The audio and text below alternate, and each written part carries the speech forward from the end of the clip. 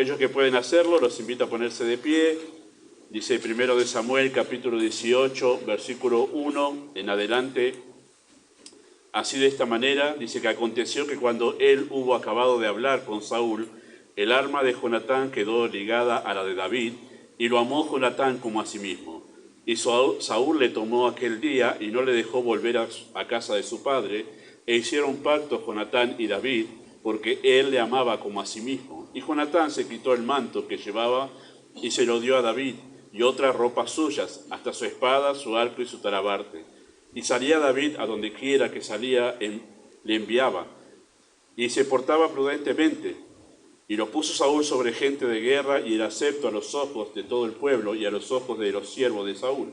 Y aconteció que cuando volvían ellos, cuando David volvió de matar al filisteo, salieron las mujeres de todas las ciudades de Israel cantando y danzando para recibir al rey Saúl con panderos, con cánticos de alegría y con instrumentos de música.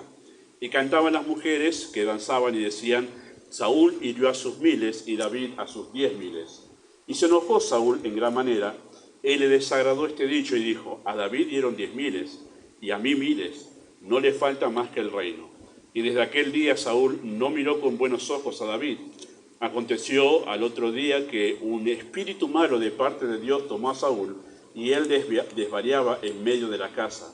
David tocaba con su mano como los otros días, y tenía Saúl la lanza en la mano. Y arrojó Saúl la lanza, diciendo: enclavaré a David en la pared, pero David lo evadió 2 veces. Mas Saúl estaba temeroso de David, por cuanto Jehová estaba con él, y se había apartado de Saúl. Por lo cual Saúl lo alejó de sí, y lo hizo jefe de 1.000, y salía y entraba delante del pueblo. Y David se conducía prudentemente en todos sus asuntos, Jehová estaba con él. Y viendo Saúl que se portaba tan prudentemente, tenía temor de él. Mas todo Israel y Judá amaba a David, porque él salía y entraba delante de ellos. Entonces dijo Saúl a David: he aquí, yo te daré a Merab, mi hija mayor, por mujer, con tal que me seas hombre valiente y pelees las batallas de Jehová. Mas Saúl decía: no será mi mano contra él, sino que será contra él la mano de los filisteos. Pero David respondió a Saúl: ¿quién soy yo? ¿O qué es mi vida? ¿O la familia de mi padre en Israel, para que sea yerno del rey? Y llegando el tiempo en que Merab, hija de Saúl, había de dar a David, fue dada por mujer a Adriel Meholatita. Pero Mical, la mujer, a la otra hija de Saúl, amaba a David, y fue dicho a Saúl, y le pareció bien a sus ojos. Y Saúl dijo: yo se la daré para que sea por lazo y para que la mano de los filisteos sea contra él. Dijo pues Saúl a David por segunda vez: tú serás mi yerno hoy. Y mandó Saúl a sus siervos: hablad en secreto a David, diciéndole: aquí el rey te ama, y todos sus siervos te quieren bien. Sé pues yerno del rey. Los criados de Saúl hablaron estas palabras a oído de David, y David dijo: ¿os parece a vosotros que es poco ser yerno del rey, siendo yo un hombre pobre y de ninguna estima? Y los criados de Saúl le dieron la respuesta diciendo: tales palabras ha dicho David. Y Saúl dijo: decid así a David: el rey no desea la dote, sino siempre pucios de los filisteos, para que sea tomada venganza de los enemigos del rey. Pero Saúl pensaba hacer caer a David en manos de los filisteos.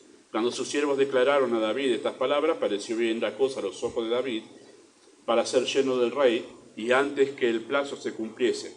Y se levantó David y se fue con su gente, y mató a 200 hombres de los filisteos, y trajo David los prepucios de ellos, y los entregó todos al rey, a fin de hacerse yerno del rey, y Saúl le dio a su hija Mical por mujer. Pero Saúl, viendo y considerando que Jehová estaba con David y que su hija Mical lo amaba, tuvo más temor de David, y fue Saúl enemigo de David todos los días. Salieron en campaña los príncipes de los filisteos, y cada vez que salían, David tenía más éxito que todos los siervos de Saúl, por lo cual se hizo de mucha estima su nombre. Oramos. Amado Padre, nosotros encomendamos a la guía de tu Espíritu la consideración de las Escrituras en esta tarde. Ayúdanos a poder considerar este aspecto de la relación unos con otros, de tal manera que podamos examinarnos a la luz de la Escritura y poder establecer relaciones sanas con los demás creyentes. Pedimos tu bendición en el nombre de Jesús. Amén. Muy bien, pueden tomar sus asientos. Muchas gracias. Bueno, el texto es un relato histórico muy conocido. El capítulo anterior es más conocido porque es cuando David mata a Goliat, ¿sí? Y este texto también es conocido especialmente porque ahí se hicieron amigos David y Jonatán. Pero bueno, comienza una etapa en la vida de David y en la vida de Saúl que cambió la vida de los dos. Y es el momento en que Saúl se vuelve enemigo de David. Y vamos a ver por qué. ¿Qué fue el detonante para que esto sucediera, ¿no? Para que Saúl comenzase a odiar a David y para que lo comenzase a perseguir hasta el fin de sus días, ¿no? Pero bueno, vamos a introducirnos mejor al tema en esta tarde, como ya venimos viendo nosotros. Los cristianos hemos sido llamados a vivir en la comunidad de la fe, ¿sí? Nuestro llamado en Cristo involucra un llamado a vivir en comunidad. No existe un llamado a la salvación y después, bueno, veo si yo asisto a una iglesia o no asisto. No existe tal cosa. En el mismo llamado a la salvación está implícito que Dios nos está llamando a ser parte de un cuerpo, de una comunidad de la fe. Ahí es donde vivimos nosotros nuestra vida cristiana, ¿sí? Las figuras que se utilizan para describir la vida cristiana ubican al creyente dentro y en relación con una comunidad, ¿sí? Por ejemplo, se utiliza la figura de un rebaño para hablar de nuestra vida cristiana, se utiliza la figura de una vid y sus pámpanos, se utiliza un edificio compuesto de piedras vivas, se utiliza la figura de una familia, se utiliza la figura de un cuerpo compuesto de miembros, o sea, siempre que se describe nuestra vida cristiana está en torno a una comunidad. Es raro encontrar que se hable del creyente solo. En todo el Nuevo Testamento se habla del creyente su vida en comunidad, porque en realidad sí ha diseñado Dios la vida cristiana, ¿sí? Vivir en comunidad, en la comunidad de la fe, demanda la interacción con los demás creyentes, ¿verdad? Y no es opcional, no es una cosa que yo puedo elegir, bueno, yo quiero Dios la salvación, pero eso de iglesia no es para mí. La salvación para entrar al cielo para mí está bien. Bueno, no es opcional, viene todo el combo junto, ¿sí? Viene todo el pack junto, o sea, te da la salvación y también con eso Dios dice que debes vivir tu vida cristiana en comunidad, ¿sí? Es esencial en realidad. El hecho de vivir en comunidad, nuestra fe es esencial para que justamente nuestra fe pueda desarrollarse de manera sana. Escuchen lo que dice Efesios capítulo 4, versículos 15 y 16, que lo tienen ahí ustedes. Pablo dice, para que crezcamos en todo en aquel que es la cabeza, esto es Cristo, ¿sí? De quien todo el cuerpo, bien concertado y unido entre sí por todas las coyunturas que se ayudan mutuamente según la actividad propia de cada miembro, recibe su crecimiento para ir edificándose en amor. Previamente a eso, lo que Pablo había hablado es el hecho de que Dios dio dones a la iglesia, ¿sí? Dio pastores, primero dio apóstoles, profetas, luego pastores, luego maestros, evangelistas. Todos esos dones Dios los dio a la iglesia. Ahora ya no hay apóstoles, obviamente, tampoco hay profetas, pero quedan pastores maestros, ¿sí? Para que la iglesia sea edificada. Ese es el propósito de esos dones. Pero a la misma vez dice que cada creyente tiene una función en el crecimiento del otro. Y eso es lo que explica allí en esos versículos 15 al 16. En esa interacción que hay entre los creyentes, nosotros crecemos, vamos edificándonos en amor, ¿sí? O sea, ¿cómo se da mi relación con Cristo? Se da en relación con la iglesia, porque eso es lo que enseña allí. Cristo es la cabeza de ese cuerpo que es la iglesia, ¿sí? Los miembros, los creyentes salvos. Entonces Cristo produce ese crecimiento en cada creyente, pero dentro del cuerpo, dentro de la relación que establece con la iglesia. Por eso es que intentar llevar y voy a hacerlo entre comillas porque es raro pensar una vida cristiana sin iglesia, no existe eso en la Biblia, pero imaginémoslo por un momento, pensar soy cristiano pero sin iglesia. Bueno, entonces no se nutre, no hay manera de que se nutra, porque la manera en que la cabeza, que es Cristo, nutre a los creyentes es a través del cuerpo. Es como que yo corte mi brazo, ¿sí?, de mi cuerpo y espere que el brazo se sustente, siga sustentándose solo, siga viviendo solo. No, lo que va a pasar es que el brazo separado del cuerpo termina primero inactivo y después termina pudriéndose hasta que termina comido por gusanos. Eso es lo que sucede con el brazo separado, el miembro separado del cuerpo. O sea, no existe eso de vida cristiana separada de la iglesia, ¿sí?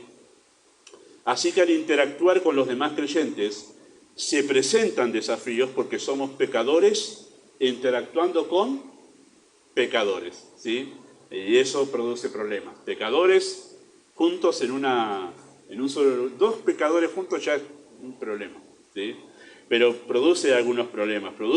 Es un gran desafío, ¿sí? Proverbios capítulo 27, verso 17, es un texto conocido que dice que la interacción, que esta interacción entre dos personas y dos pecadores es como afilar un cuchillo con otro cuchillo. Hoy hay ese hierrito para afilar también, o la piedrita para afilar, ¿no? Pero si uno no tiene esas cosas, ¿qué hace? Agarra una cuchilla, agarra otra y pum, pum, pum, pum, las afila, ¿no? Hierro con hierro, se sacan filos, se aguza. Esa es la palabra que se dice allí, ¿verdad? Y Proverbios enseña que esa interacción entre dos personas, ¿sí?, pecadoras, es como pasa como con esos cuchillos, ¿sí? Son dos metales puliéndose mutuamente sus asperezas, ¿sí? La interacción de dos seres humanos pecadores, conviviendo, trabajando, compartiendo cosas, lo que va a producir es un roce.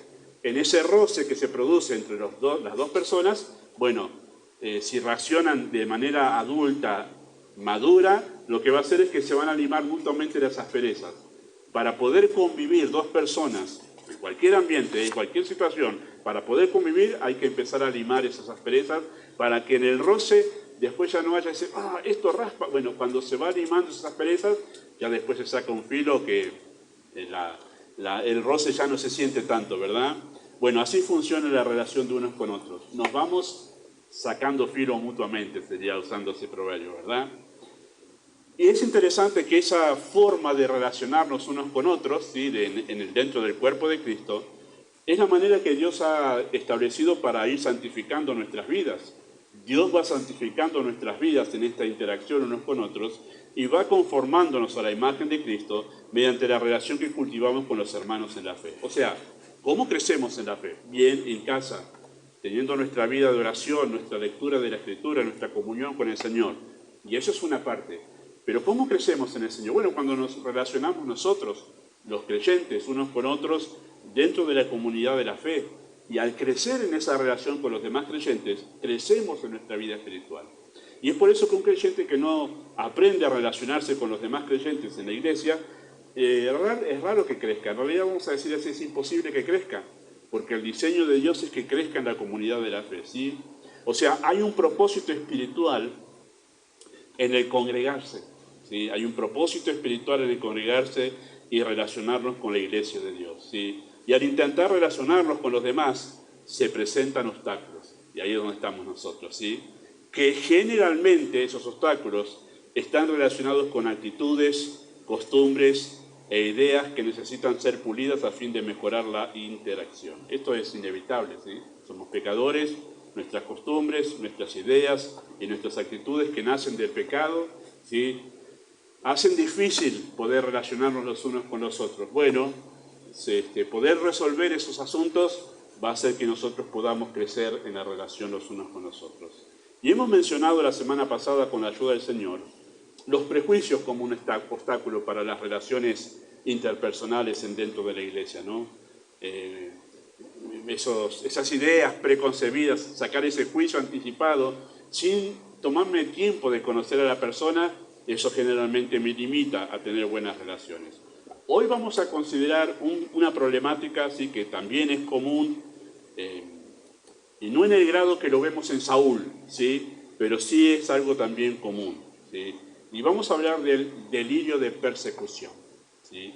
Delirio de persecución. Incluso esto tiene un diagnóstico psiquiátrico también, ¿sí? O sea, esto que vamos a hablar, lo vamos a hablar en el tono más leve, pero puede llegar, si no se soluciona, puede llegar hasta una situación psiquiátrica, es verdad. Y casi en el caso de Saúl podríamos decir que está dentro de esa problemática, ¿sí? Bueno, ¿qué es el delirio de persecución? ¿Sí? ¿Qué es el delirio de persecución? Bueno, el delirio de persecución es vivir constantemente bajo la idea de estar siendo atacado y perseguido. Eso es delirio de persecución, ¿sí? Y uno está pensando constantemente que está siendo atacado, que está siendo perseguido por el entorno donde uno está, ¿sí? Pero esto es constante, ¿sí? Es una cuestión que la persona vive crónicamente con este pensamiento, ¿sí? Y este delirio puede ser leve, pero también puede ser grave y pasar a ser tratado como un caso psiquiátrico, como acabo de mencionar, ¿verdad? Y no vamos a hablar en ese extremo nosotros, ¿sí? Eso requiere primero un mayor estudio que el que estamos dando ahora, y después, si en algún pasaje llegamos a tocar un caso así extremo, de delirio de persecución, bueno, lo vamos a considerar de una manera más amplia. Es raro en realidad encontrarnos muchos casos así, pero a veces surgen, ¿sí? A veces surgen y también tenemos que estar preparados para eso. Hay mucho más de lo que vamos a decir ahora en esos casos extremos, ¿sí? No vamos a hablar de eso. Pero sí vamos a mencionar el caso de Saúl, ¿sí? Para poder destacar las características de la problemática. O sea, usamos un ejemplo extremo, que es el de Saúl, donde se notan más las características del delirio de persecución. No siempre vamos a encontrar un Saúl nosotros dentro de la iglesia, pero nos sirve para cómo se notan esas características de estas problemáticas, ¿sí? Porque el rey Saúl padecía justo de delirio de persecución. Él padecía de esto, ¿sí? En cuanto escuchó que David recibía honores, él se sintió amenazado. Dice, ¿por qué tanto odio? ¿Por qué él se sintió amenazado? Cuando David empezó a recibir esos honores que le empezaron a cantar, wow, Saúl, miles, pero David 10.000, y empezó a sentirse amenazado. Y una mezcla de emociones, o sea, se sintió amenazado, se va a quedar con el reino. Empezó a temblar porque dice, me van a sacar a mí, lo van a poner a él como rey. Mi lugar de liderazgo, mi lugar acá en la nación, corre riesgo ahora que se volvió popular. Lo van a querer a él y a mí no me van a querer. Empezó a sentirse perseguido. Ese es el delirio de persecución, ¿sí? Empezó a tener una mezcla de emociones conflictivas que comenzaron a dominar su comportamiento. Ese es el derivado del delirio de persecución, ¿no?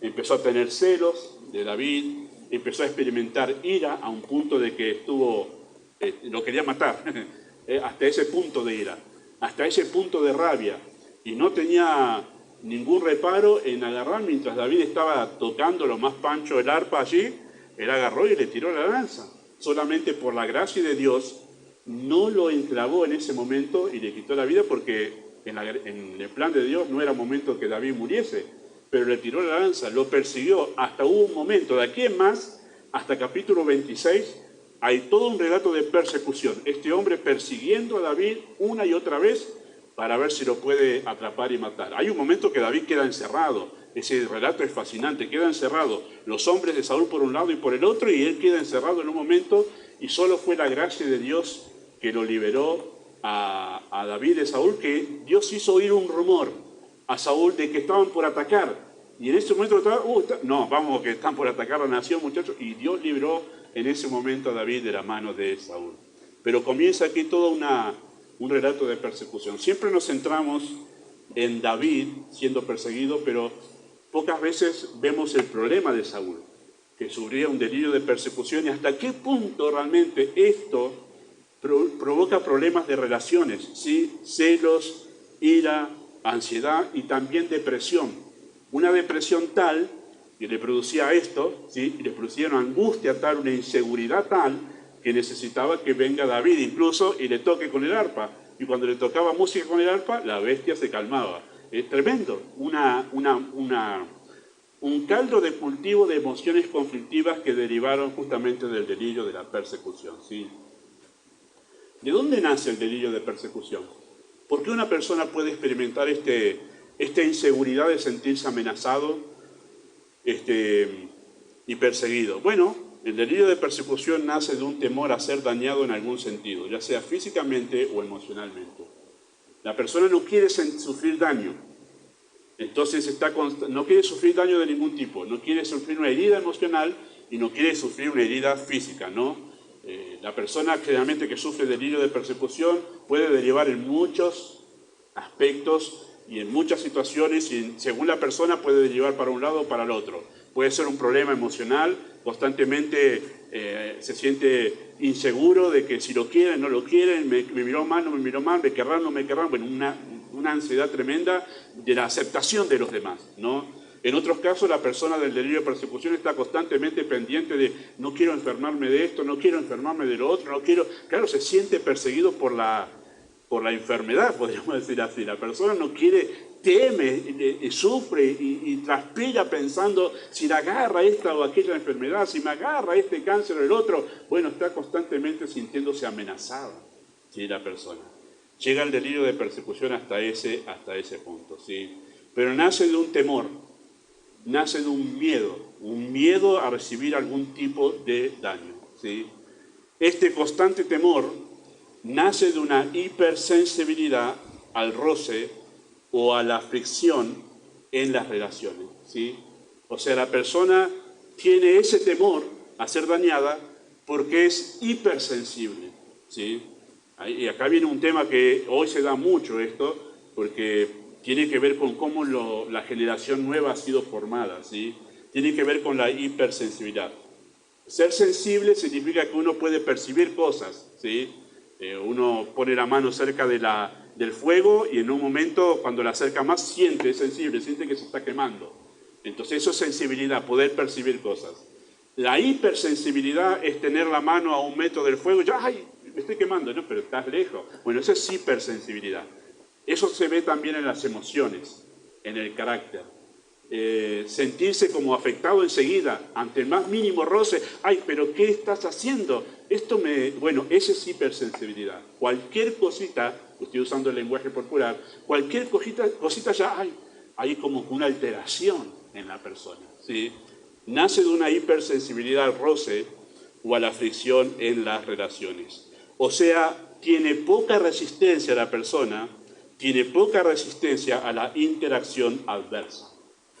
Nosotros somos pecadores, hermanos, y Santiago dice que nosotros nos ofendemos poquitas veces, muchas veces nos ofendemos. Somos pecadores, vamos creciendo en la relación los unos con los otros. Y a veces, si nos queremos hacer los chistosos, como a veces suelo querer hacer yo y no soy chistoso, uno puede decir una broma fuera de lugar. Pero ese es el Gustavo pecador que no pensó. Bueno, suele pasar más de una vez. Quienes están alrededor mío, si son personas pacientes y que entienden que soy un pecador, bueno, me tendrán paciencia, me mirarán un poquito mal, ya está, ya sabemos que le falta pensar un poquito más y pasa, ¿no?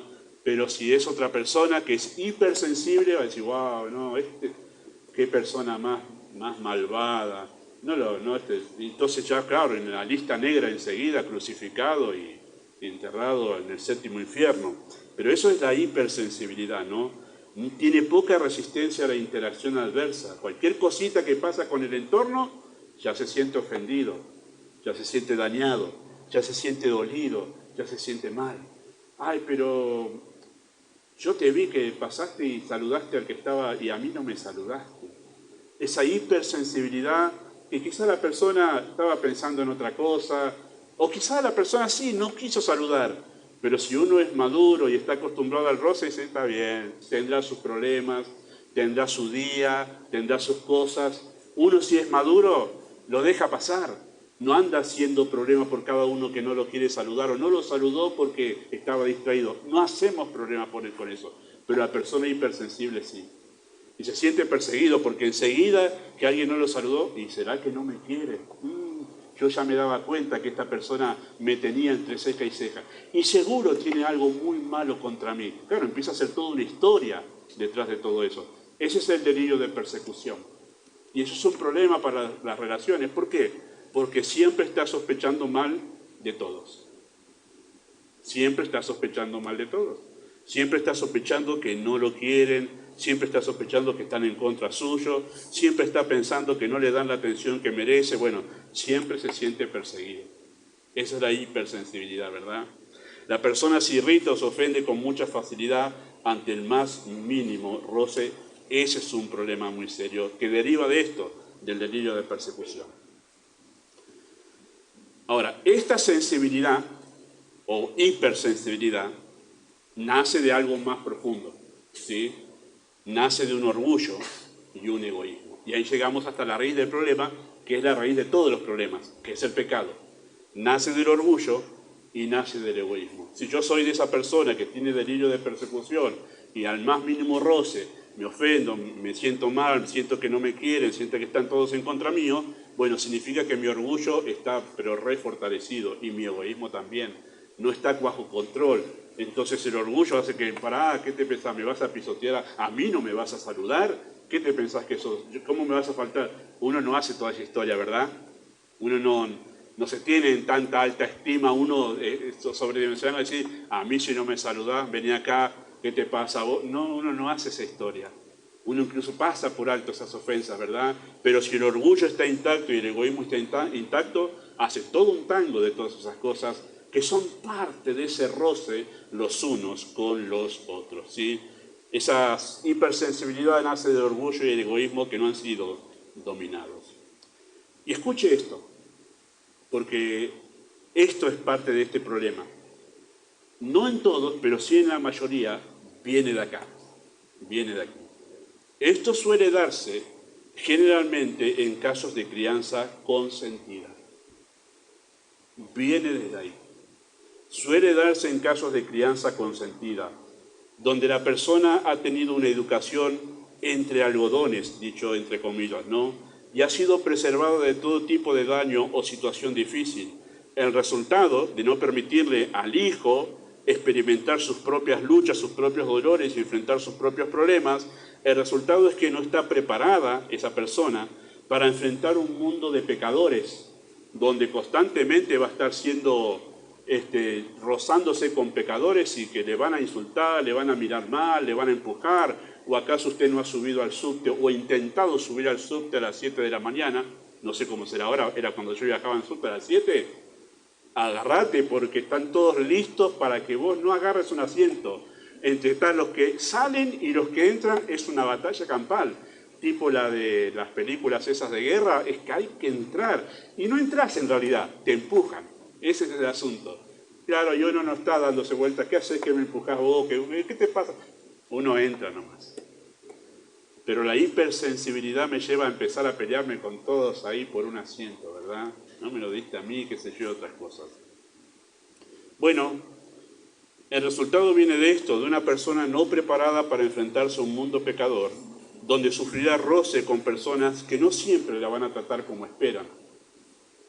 Cuando esa persona que ha sido criada entre algodones y no se le ha permitido experimentar la más mínima experiencia negativa, no se le ha dicho un no o no sabe recibir un no, bueno, cuando empieza a trabajar, wow, va a sentir una gran frustración porque los patrones son difíciles, hermanos. Cualquier lugar donde usted vaya a trabajar, a menos que la gracia de Dios le conceda un lugar donde un patrón es muy misericordioso, cordial y amable, en el trabajo, compañeros de trabajo, yo he trabajado como muchos de ustedes en relación de dependencia, en lugar donde están otros pecadores y no creyentes, y usted va a tener que interactuar con ellos. Y si no sabe en verdad, no está preparado para soportar, se va a estar peleando a cada rato con todos. Y se va a estar peleando a cada rato con todos. Va a ser una vida muy, muy difícil, pero viene de allí, queridos hermanos, de una crianza consentida, de personas que no tienen un carácter preparado para rozarse con otros seres humanos, experimentar ese roce, ¿sí? Y como es hipersensible al trato negativo, se siente amenazada. ¿Y qué hace la persona cuando se siente amenazada? Busca protegerse. Busca protegerse. Me siento amenazado, como pasó con Saúl, se sentía amenazado. ¿Qué buscó? Buscó protegerse. Este me va a sacar el trono, busco protegerme. ¿Cómo se protegió? Y le tiró una lanza, vamos a eliminar a David. Esta fue la cosa, ¿no? Pero uno se protege de dos maneras. La persona que tiene delirio de persecución puede aislarse. Dice, no quiero que nadie me dañe. Me quedo en casita solo, no me relaciono con nadie, nadie me va a dañar, me siento seguro y calentito en casa. Claro, pero no tiene relación con ninguna persona. No se relaciona con nadie. Siempre dice, no establece relaciones con nadie porque teme ser herido, teme ser lastimado. Bueno, eso nos pasa a nosotros cuando a los 13, 14 años experimentamos el primer amor, nos sentimos re frustrados porque no pasa, raro que pase, y entonces después decimos, no, ya no me enamoro más porque no quiero sentir ese gran dolor. Uno se protege, ¿no? Como que se trata de no volver a sentirse herido y lastimado. Bueno, en este caso, en una dimensión mucho más seria, uno trata de que los demás no lo lastimen. Y entonces se aísla de las personas, se aísla de los demás. Yo no quiero relacionarme con los demás porque yo sé que voy a ir al choque, porque yo pienso distinto, mis opiniones son distintas, mejor no me meto. Claro, de esa manera no se relaciona con nadie, no crece como persona, no crece como creyente, no puede servir, todo con el fin de protegerse. Y queridos hermanos, los que servimos en la iglesia sabemos, y trabajar con personas hay que estar preparado para el roce. para que te miren bien, para que te miren mal, para que te critiquen, para que te digan, eso pastor tenía que haberlo arreglado antes lo del micrófono. ¿Qué pasó acá? ¿Dónde está ahí? Sí, hay que estar preparado para poder recibir las quejas obvias, las cosas que caen de maduro, y uno decir, es cierto, tenías razón, muy bien. Y no decirle, pará, ya lo vi, No, está bien, tenés razón, teníamos que haberlo. Todas esas cosas que suceden en la interacción los unos con los otros, ¿sí? Pero la persona que sufre del delirio de persecución no quiere ser dañada y se aísla, o responde con violencia. Y esa es la otra parte. Se vuelve una persona violenta, ¿sí? Como lo hizo Saúl. Este fue el caso de Saúl. Se volvió violento porque se sentía amenazado y tenía que proteger su orgullo y su egoísmo, su lugar donde él se encontraba seguro emocionalmente, lo tenía que proteger, y si tengo que matar a alguien para yo sentirme seguro, estaba dispuesto a hacerlo. Tremendo, tremendo hasta donde llega el delirio de persecución, ¿sí? Bueno, el problema radica en que la persona tiene falta de seguridad emocional y depende para ello de la aceptación del entorno. Y por eso trata, por todos los medios, de obtener esa aceptación de las personas que le hacen sentirse amado, seguro, aceptado y todo lo demás. Y cuando eso, ante el más mínimo roce, por ejemplo, para ejemplificar esta cosita nomás aquí, la persona que tiene delirio de persecución, que es hipersensible al roce con otras personas, uno puede venir y decir, ¿sabes qué? Podríamos pintar la pared de tal color, y alguien viene, pero ¿sabes que si pintamos tal color? Y la persona hipersensible, bueno, debe estar mal, eso lo hizo en contra mí. Siempre, esa es la palabra del hipersensible, siempre usa el absoluto, siempre están en contra mío. No importa si doy opinión de la pintura, claro, el hipersensible se siente amenazado en su seguridad emocional y lo toma personal cada intercambio de opiniones, y cuando el otro no piensa igual lo toma personal, es contra mí. No, capaz que el otro no piensa igual y sencillo, te sigue amando igual y te sigue aceptando igual, pero piensa distinto, piensa diferente, ¿sí? Como es hipersensible, lleva esa aceptación al extremo. Hoy no me miró como me suele mirar, debe tener algo conmigo. Hoy no me respondió el mensaje tan rápido como suele hacerlo, seguro se ofendió por algo y está enojado y está mirando el celular ahí. Y estoy mirando, están las dos tildes azul ahí y no me respondió. ¡Wow! No, debe estar ofendido, ya me acuerdo. Y empieza a hacer todo un examen ahí de todos los días que se vienen. Y dice, ya sé, es eso, por eso debe ser que todavía... Y capaz que la otra persona tuvo una urgencia médica, está trabajando, se olvidó, está ocupado en otras cosas y pueden pasar un montón de situaciones. Pero la persona hipersensible se ha hecho toda una historia porque se siente inseguro emocionalmente, ¿sí? Todo el tiempo está tratando de asegurarse que los demás lo acepten, y cualquier controversia lo toma como una expresión de odio y desprecio, ¿no? En la membresía de nuestra iglesia, los miembros tienen derecho a voz y voto, pueden participar, pueden opinar de los temas que tratamos en la membresía.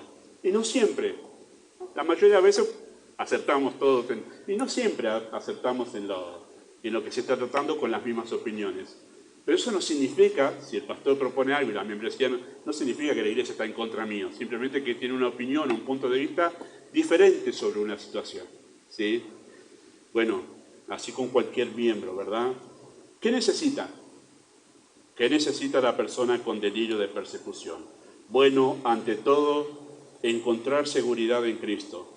Cuando nos sabemos amados de manera plena e incondicional como Dios nos ha amado en Cristo, ya no necesitamos depender de la aceptación de las personas. Podemos sentirnos seguros y tranquilos, no inseguros emocionalmente, porque tenemos a alguien que nos ama de manera plena y de manera incondicional, muy a pesar de lo que somos. Y eso nos da seguridad emocional, ¿sí? Nos da seguridad emocional. Podemos soportar sin alterarnos si alguien nos rechaza. ¿Por qué Cristo podía aceptar, podía permanecer tranquilo, sin caer en la amargura cuando la gente lo rechazaba? Y vaya que lo rechazaban a Cristo, ¿no? Sus propios hermanos lo odiaban tanto, lo llegaron a rechazar tanto, que incluso le aconsejaron a Cristo en Juan capítulo 7, dale, anda a la fiesta, anda a la fiesta. Y detrás el subtitulado es, anda a la fiesta si te atrapan y ya te matan de una vez. Esa era la reacción de los hermanos de Cristo con Cristo. Ahora no lo vemos a Cristo, ¿no?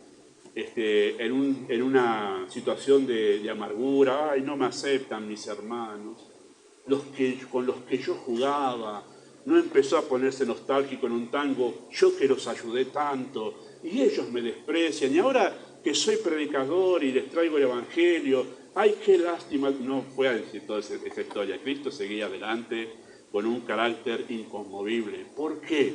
Él estaba seguro en el amor del Padre.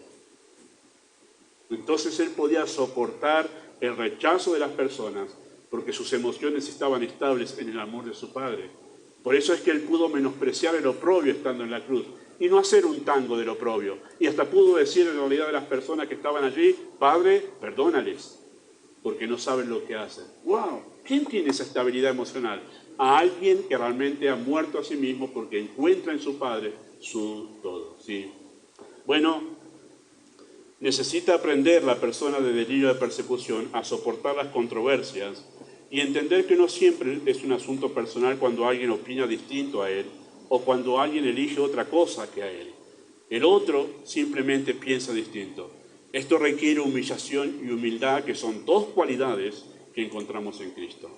Necesita aprender la persona a no darse desmedida importancia a sí mismo, no ir al extremo de dejarse manipular, ¿no? Decir, bueno, no me doy importancia y dejo que me traten como un trapo de piso. No, ese extremo no, ¿no?